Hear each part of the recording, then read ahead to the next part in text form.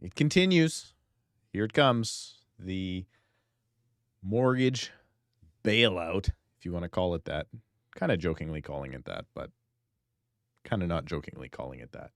The Great Canadian Mortgage Bailout continues, and the mortgage changes are just stacking.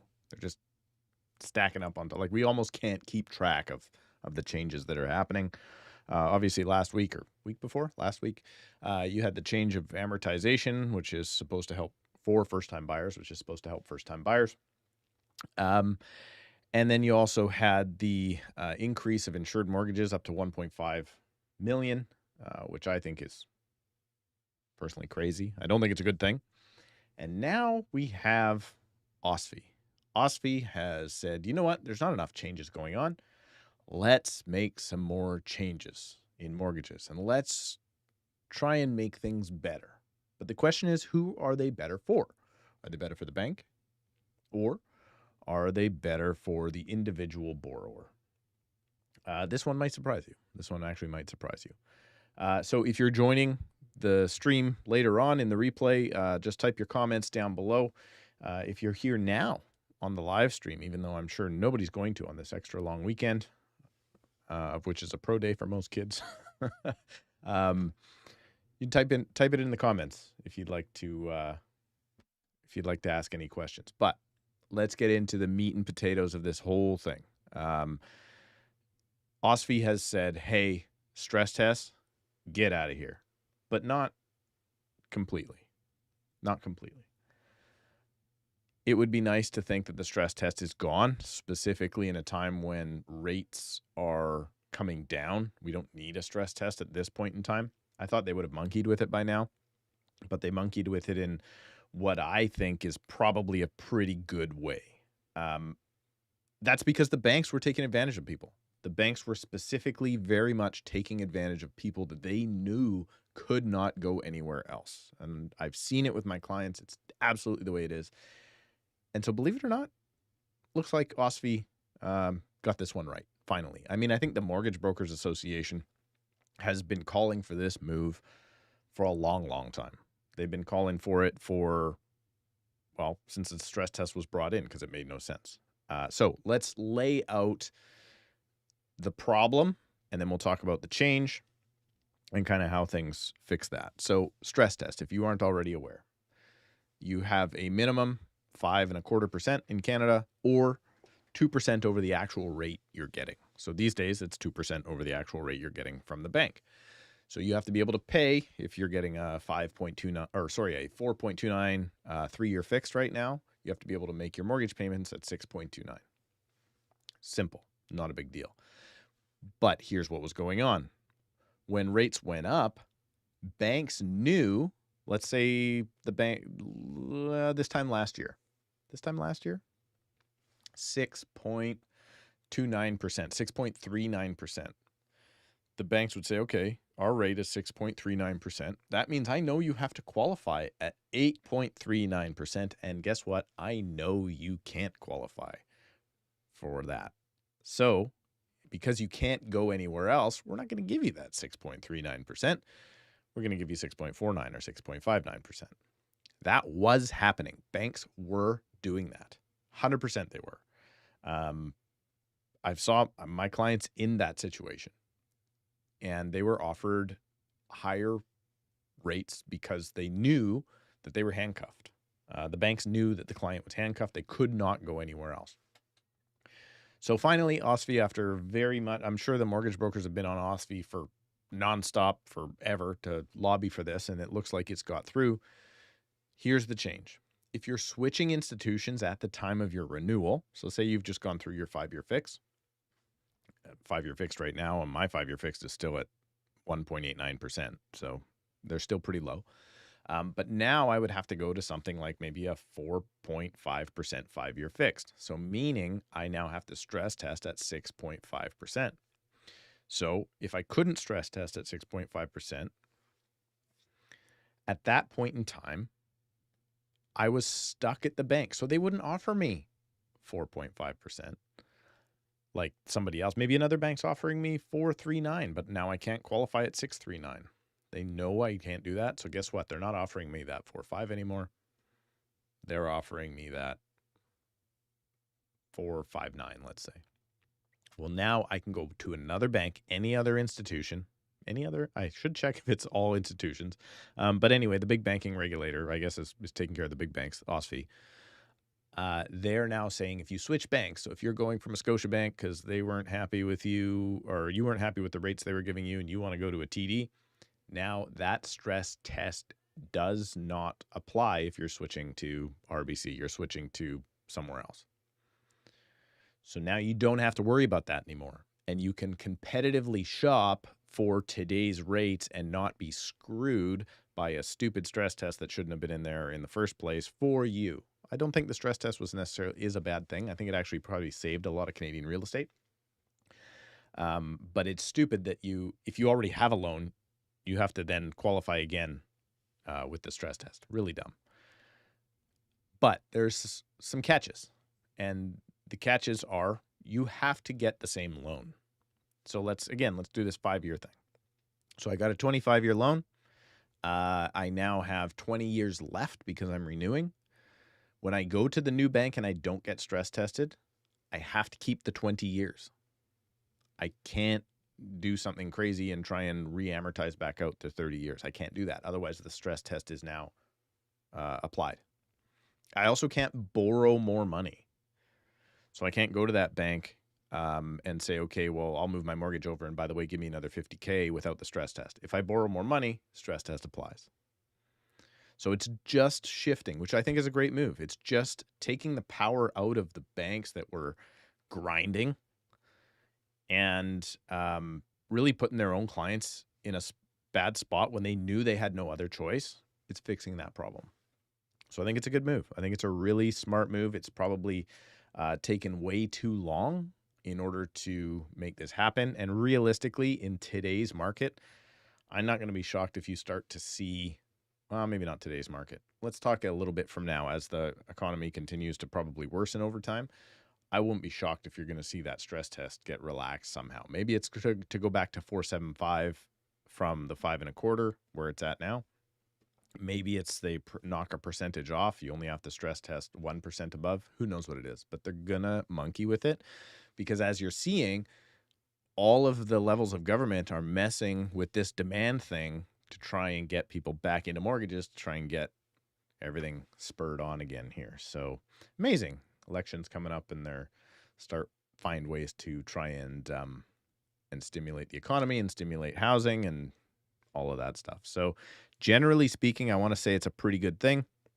I think it's wise. I think it's more fair for the consumer. Just don't think you're going to use this as a way to get more money out and switch banks and try and play a game. You're not going to do that. It also does say here in the article that I read that this is looking to be done in like November. This may not be an immediate thing. Something like, I think the next release, OSFI always does their changes right at the end of the year. So I think the next one's like November 21st. So they usually will introduce changes. And I wouldn't be shocked if this is one change. And then when we actually get up to November 21st, that there's 2, 3, 4 more different changes. Like this is just a little sampling to go, hey, here's what we want to do.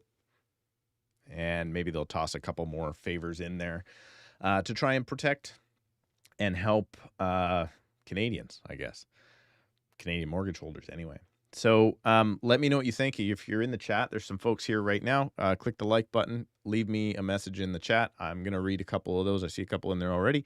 And then I'm going to kind of give you a bit of a suspense for a little bit here because big news this morning. Big news this morning. And it has to do with organized real estate and how that how the Canadian government might be going after organized real estate over the next little bit. So subscribe to the channel if you're not already. I guess I should have said that at the beginning. Click the like button for the YouTube algorithm. Help me get this information out to other people so they can be happy and know that no, their bank isn't holding them up and screwing them with a higher interest rate in the future. And yeah, I mean, finally a good move. A good move that's going to hopefully help decrease debt and payments as opposed to increase them, which is all the other governments have been doing at the current time. I guess I will also I don't know if I should do a video on this one or not. I don't know if you've seen David Eby's new plan of paying for 40% of your home either. That's a new interesting thing that's for sure not going to cause problems. Probably won't be used, but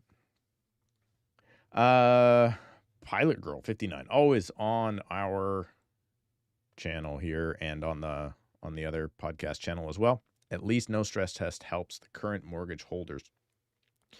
An option to shop around, good move. Absolutely. It is. It's a good move. It's it takes the power away from the banks, giving the power back to the people to be able to go negotiate a better rate, right? How do you think this move will affect inventory levels in the next couple of years, or next couple of quarters? Sorry. I don't think the OSFI change will do much of anything, because all it is, here's why realtors weren't really lobbying for it. Doesn't help sales. Doesn't help sales at all. All it's doing is helping people that we got into our properties, stay in their properties, and then in the future, when that new massive payment comes up, it helps them not get bent over the barrel by the banks. So it helps them not take such a big hit on their future payments, and they can now start to shop around.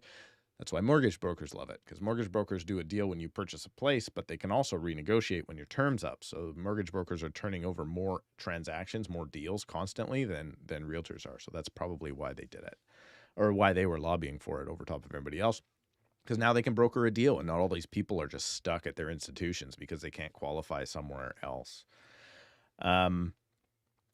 Yeah, so keep plugging stuff in here. I'm going to touch on a couple of things before I come back to the mortgage thing real quick. I want everybody to know, because this is a live stream, up to date. As of right now in the market is picking up. It is. The crazy part is inventory has increased as well. So let's talk about those two different things. For instance, here on our team, I mean, traditionally, we've only carried 5 or 6 listings at a time, and they turn over very, very quickly. At this point in time, almost all year, we've been like 12 listings at a time. It's a lot of listings. It's a lot of work to do to maintain that many properties and keep your clients happy at the same time. Within the last, I'm just looking at my board here, including today, it looks like we've got about over 7 days, 6 either firm transactions or accepted offers or subject removals. So it's really picking up. It is. That being said, that does not mean your prices are going up and everything's going crazy. It means people are returning to the market. The fall market is going to be busier, I think, than the summer market was. It has to be busier than the spring market was. But you've got this other thing going on where now you have a bunch of people that have seen a bunch of sellers that have seen the inventory, the rates come down. And because the rates come down, they're like, oh, this is it, time to sell. That's not the way this works. Rates come down actually probably means prices are going to come down. That's why rates are coming down, because the economy's all kind of going south. So as a result, not actually probably as good a time as all these sellers think as putting their places on the market. So we're starting to see lots more sellers put their place on the market. They're putting them up at high prices and they're not selling. So inventory is going up even though the market's getting busier. It's kind of crazy. Kind of crazy to think of that. So it's not really as... Here's where I'm hung up on this. So I did a video a while back on the channel that spoke about inventory levels and how from this point forward, inventory levels are going to drop. They just do every single year. But this is probably the biggest thing to focus on over the next little bit. Is it's okay if inventory in September is higher than August and July. It's okay. It's not the end of the world. If inventory in November is higher than August or July, big problems, massive problems. That's like, that's like 1981 problems, 2008 problems. So if inventory does keep going up at the rate that it's going, now it's not going up quickly, thank goodness. But if it does go up and for some reason November is higher, like I think right now on the Fraser Valley board, we're at 8,100 listings. We were only at 7,900 in August. So if it does keep going up like that, and we end up at like 8,500 or 80 or 9,000, heaven forbid, in November and December, problems in the market for sure. So I'm going to tease you a little bit more. Big announcement today about CREA and the government. Stick around for that. Click the like button if you're here. Leave some chats in, and I'll try and get to them. I joined a little late, just wondering, will this bail out mortgage holders that are in trouble, meaning the ones who haven't been paying their interest, their amortization has gone 30 plus years? It's not going to bail anybody out necessarily. That is called clickbait, and that's what YouTube's for. Welcome. You're going to love it here. But it is a change of which helps future mortgage payments be more manageable, and doesn't give the advantage to the bank. So now we've got another thing going on, though. All these people, so over the last year and a half, 2 years, 3 years, we've had this whole thing where you've got those big, 4 of the 5 big banks that offer the mortgage where your payment doesn't change, your amortization just goes out, which is a bad thing when mortgage rates are going up. But now mortgage rates are coming down. So anybody, say for instance, you were a crazy psychopath that signed up for a variable rate mortgage at TD, RBC, BMO, or CIBC a year ago, 6 months ago, now your amortization is actually going down, as are those people who have been pushed out. If they had 45-year amortization, now they're starting to actually go back in the other direction because those rates are coming down. And that's going to continue. I think these cuts are going to get pretty deep pretty quickly, because when inflation drops as fast as it has been dropping now, like a 0.5% difference in inflation month over month is crazy. If that happens for 2-3 more months, we're in like recession territory and stuff gets real bad real quick. So I don't think it's actually going to help necessarily anybody in those cases. But I never recommend taking those anyway. If you have a fixed payment variable rate mortgage, it's a bad product to be in over the last few years. Like I said, if you're taking it now, it's actually going to be a forced savings plan for you. It's actually going to shorten up your amortization. So you don't even know your amortization is going down if you took that product. The question is, did you take that product? No, because it's at 6.39% or 5.95 at best. Does this mean the predictions of trouble in the housing market will be gone? These owners can now refinance at lower interest. Yeah, well, that's what's happening. A lot of people. So there's a magic number there. Even the people in 2022, and I have plenty of them, that bought in February 2022, and February 2022 went up like 10% that month, and at 10% the month before, and they bought places where there's, let's say their $2.1 million home is now worth 1.6, 1.7. They're underwater, they're in trouble, or they're close to underwater. Those folks all still stress tested at 5.25. So now that all of the mortgages for 5-year fixed rates are like 4.5 or less, in theory, as long as they've been okay and they haven't lost their job and taken a pay cut and racked up other debt, they should easily be able to make their payments because that's where they were tested at. In theory, they all had 5.25% mortgages in the first place. So they should be absolutely fine. But yeah, this rates coming down is going to relieve a whole bunch of stress off a whole lot of people over the next little bit. Not related. Perfect. That's exactly how I like to talk about things. Just wanted to give you another thumbs up. Awesome. Thank you. On the mortgage insurance video that I did. Fully agree with you. So if you missed it, go back on the channel. Don't buy mortgage insurance. It's a terrible product for you. Great for the bank. I'll let you watch that other video. It looks like Nux4Cup is the only person that watched it because it only got like a few views. But I appreciate that. Okay, let's get into the news. Click the like button. Subscribe to the channel if you haven't already, because this is big. You're probably not going to hear this anywhere else, at least not in the next little bit. The Competition Bureau of Canada has come out and said they're looking at the MLS, and particularly they're looking at CREA and how everything comes together on the MLS. Now, if you follow real estate at all, you know there's been a big lawsuit in the States. There's been big changes. Those changes, I will go on record, are stupid and harmful for everyone involved, including the buyers and sellers. And now there's copycat lawsuits that I'm not going to talk about here in Canada, and that has caught the eye of the Competition Bureau. And yeah, I'm not gonna talk about that here, because if you want to follow it, there's way better people to follow out of the States that have probably better opinions than me. However, here's one that did come up. The Competition Bureau of Canada has finally, and in my opinion, even though I'm a member of CREA, rightfully, decided to take a very good look at a rule that was changed, where last year realtors had to put their properties on the MLS if they wanted to advertise them publicly. I covered this on the channel.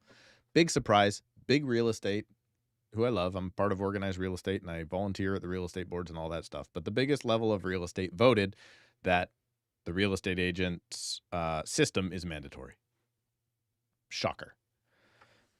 Stupid, though, because one, I knew this was coming down the pipe, where the Competition Bureau would go, wait a minute, you're making anyone that wants to put their home for sale have to put their property on the MLS.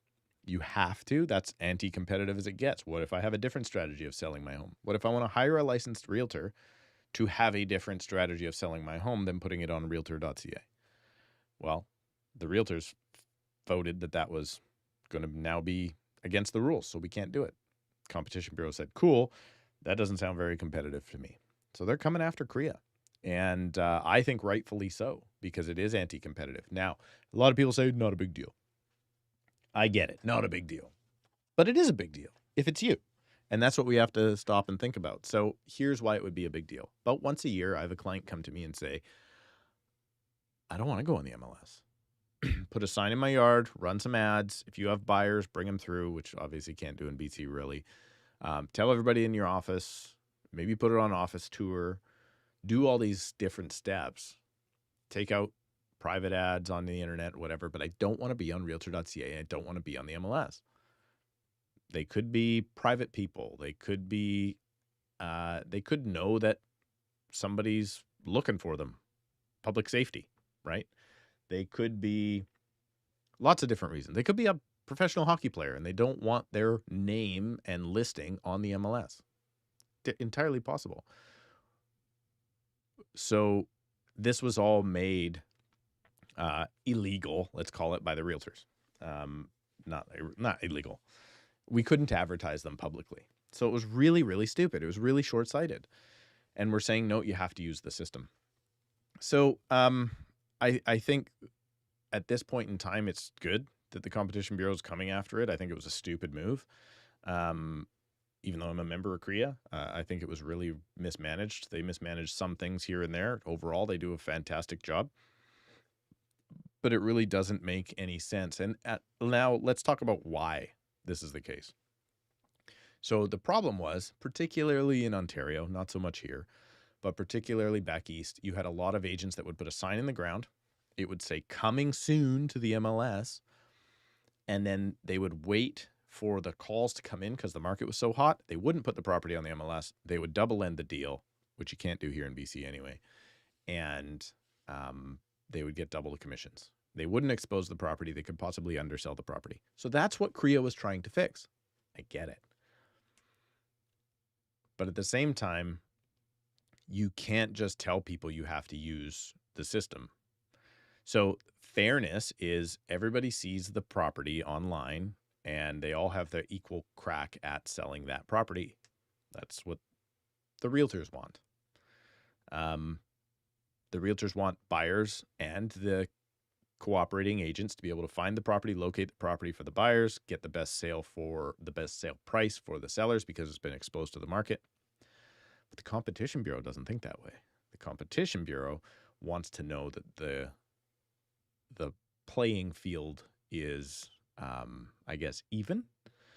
And also that we don't just sit by the status quo of whatever our system currently is, and we open up to different models for sales. And this shut down different models for sales. This shut down the exclusive listing. I would take 1 or 2 a year. I would put a sign up in the front yard. It would say exclusive, particularly things like, on busy streets, that sort of thing. People are private, whatever their deal is. Now I can't do that. So they've kind of fixed the problem and created another problem because I don't think it's legal. And I think it's anti-competitive. And it doesn't open up new business models for agents to not have to rely on the MLS. And it's not going to be fairness in maybe everybody doesn't know about the property. It doesn't have to be fair.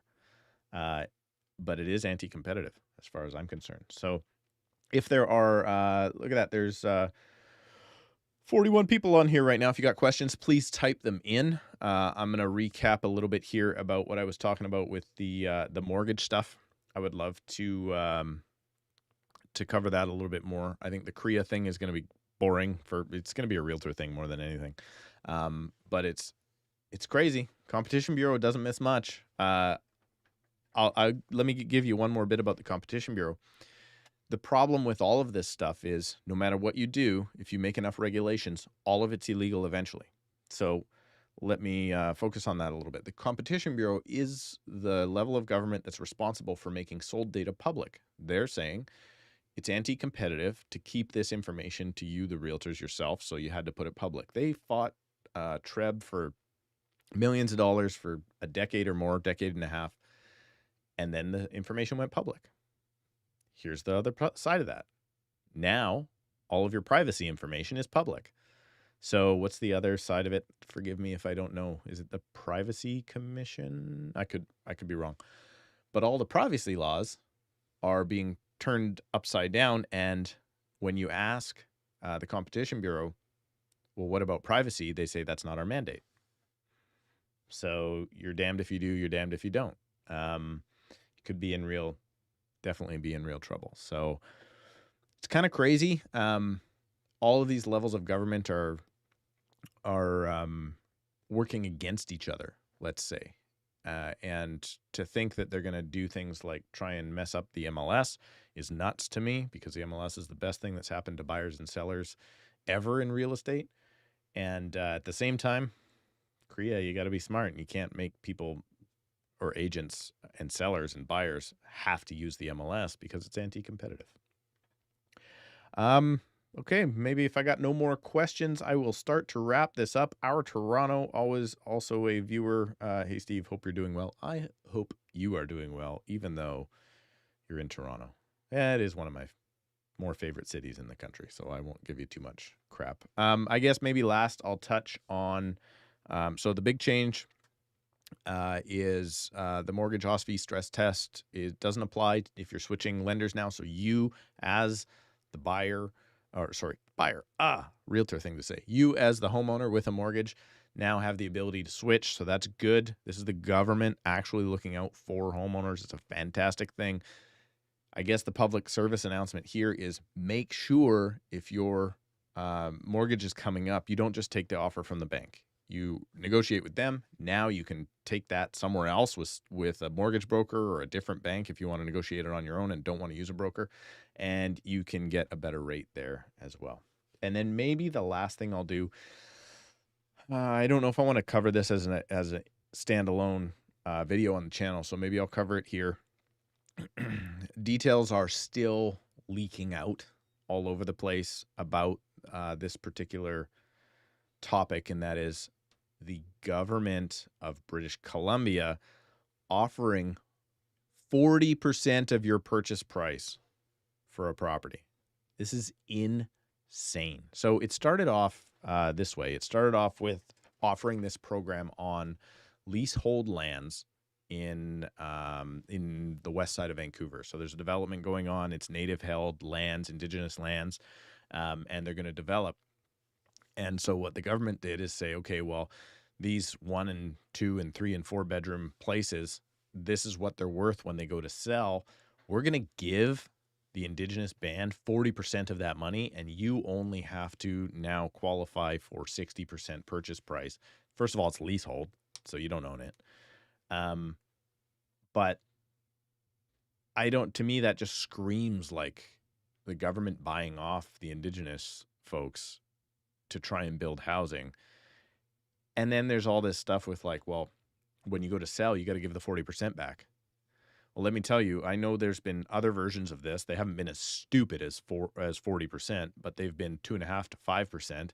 All those programs were never used. The ones that were used, when the market turned south, I've short sold properties where BC Housing is the one that took the hit. Not the banks, not the realtors, not the homeowner. BC Housing is the one that took the hit. So something to consider there when you're doing this sort of stupid move. But now, to just double down on stupidity, they're going to offer this to up to 25,000 new construction units across the province in different spots. 25,000 units, the government, which means the government, by the way, has no money. You have all the money, I have all the money. They take our money, they spend it. That means they're going to pay for 40% of other people's housing and then share in that profit or loss when the time comes to sell. Now, there's all sorts of other stuff. You can't make a certain amount of money. You can't qualify if you make too much.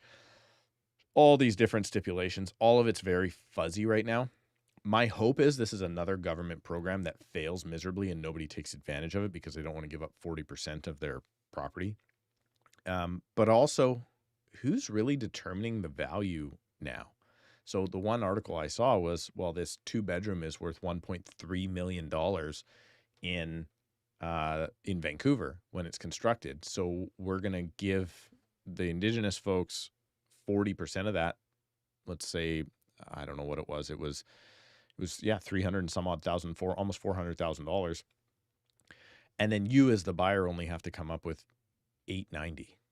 Does the person that can afford $890 really need help? Let's get serious. The person that can afford $890 needs to realize they can't afford Vancouver for a 2-bedroom condo, by the way, and they need to move somewhere else. In Burnaby, for $750, you can get a really nice condo. You might have a commute. So what do we need the government handing out money? I'm sure it's just in the cost of construction, basically, is what they're covering. Stupid policy. I couldn't believe it when I heard it, and I hope it fails. Because it's just going to be spending your money and my money on waste. And who's going to walk away with that stuff? Rather than doing that, here's what you do. Here's what you do, bloody government. Let me fix everything for you. You don't do that. What you do is you go to the city where the development's happening and you say, guess what, developer and city? We as the province are going to pay the development fees. It comes off dollar for dollar. We pay the development fees directly to the city. The seller or the developer reduces exactly that amount to the buyer. That's a smarter way to do it. But they're in government. They're not meant to be smart. Okay, I'll answer a few more questions here. Then I'll let everybody get on to their nice long weekend because we have an extra long weekend thanks to Trudeau. Just what we needed. More long weekends and pro-D days for teachers. Put a teacher in charge and you get just more holidays all the way around. Sorry, I love you, teachers. You're extremely overworked. No, you're not. Just kidding. I have a theory on teachers. Maybe I'll save it for the podcast sometime. If you're watching this right now and you want to know my theory on teachers, which is actually not what you think it will be, because I do complain about everybody, maybe I'll bring it up on the Tom Story Show sometime. Do you see detached houses drop more after all these mortgage stimulus rules? So will we see detached houses drop more, particularly here? I think we're kind of feeling bottoming here in my market anyway. I don't know about other markets. But with that said, the overall economy is what will cause prices to, I think, continue to slide for the next little bit here. This mortgage stimulus will definitely kind of perk it up a little bit more than it probably should have. But all this stuff has not come in yet. Don't forget that, right? So we've got months before all these new rules start funneling in. And who knows, we could have an election before then. There's so many different things that could happen. I don't think we're going to see crazy ups or downs. And tell you the truth, I would love it to be absolutely flat for 2 or 3 or 4 years so we could have certainty of cost. It's really nice, actually. I just sold a property in Cloverdale. And when you do a little bandbox search around to see the sales and the listings and everything, all of the sales are within like $10,000 of each other now. So now you have cost certainty. And that's, I think, all that buyers really wanted in the first place. How much do I have to offer on that place to get it? Do I want to make that offer, yes or no? It's not too much to ask. Sellers, same thing. Sellers always want too much. But some sort of cost certainty, I think, is a really, really good thing. It is stimulus, though. It is stimulus. If they really wanted to fix things, they wouldn't increase amortizations. They wouldn't increase the amount that somebody, or decrease the amount somebody can come and buy a property with. They would only increase it. Oh, I just saw a like and a heart. Thank you so much for whoever, the one person out there clicking a like and a heart. What's your thoughts on a government increasing amortization for first-time buyers? So I've made this public on the channel. I think I've said it on the Tom Story Show as well. I think it's actually a really smart move. And there's a very good reason for it being a smart move, because it's only first-time buyers, and that first-time buyer is not going to stay in that house forever. The first-time buyer is going to increase their income over time. They're going to increase their skills. They're going to be able to pay down that property. They're also going to wait. Our average first-time buyer is in their property for 4 years. So second time around, they build up enough equity, save enough, they should be able to move on to something else. So, and then they don't qualify for that unless they come up with 20% down. So overall, I think it's a really, really good thing. I don't hate that one, even though Chrystia Freeland's the one that announced it, and I should hate it just because it came out of her mouth. I don't hate that one at all. How much do you think the $1.5 million raise hurt the condo market in Toronto? How much do you think the 1.5? So the $1.5 million cap raise on CMHC insurance, did it hurt the condo market? Well, first of all, it's not in, so not yet. But then does that push people further? Oh, this is an interesting thought. What an amazing question. Does it push people further into houses because now they can afford more, when before they would have settled for a condo and the condo market's crap in the bed? And so even less people are interested in that. I think it could. I'm going to write that one down for a future podcast episode. That's actually really smart. I never thought of it that way. What I think is not going to happen is a bunch of people are going to buy $1.5 million homes with 10% down. I don't think that's going to happen. I do think you're going to get a lot of houses just over $1 million start to sell for more. And just over, it's going to allow, the big benefit of that, if there is a benefit to it, is it's going to allow the people that were on the verge in like $1 million townhouse, and then they'll be able to swing up to, say, a detached home with a basement suite, maybe get some income from that, and they'll actually have a lower payment as a result of that cap going up. So, oh, Jason with the super thanks. Thank you, man. Appreciate it. $2. I'm going to buy half a coffee at Starbucks. I appreciate it.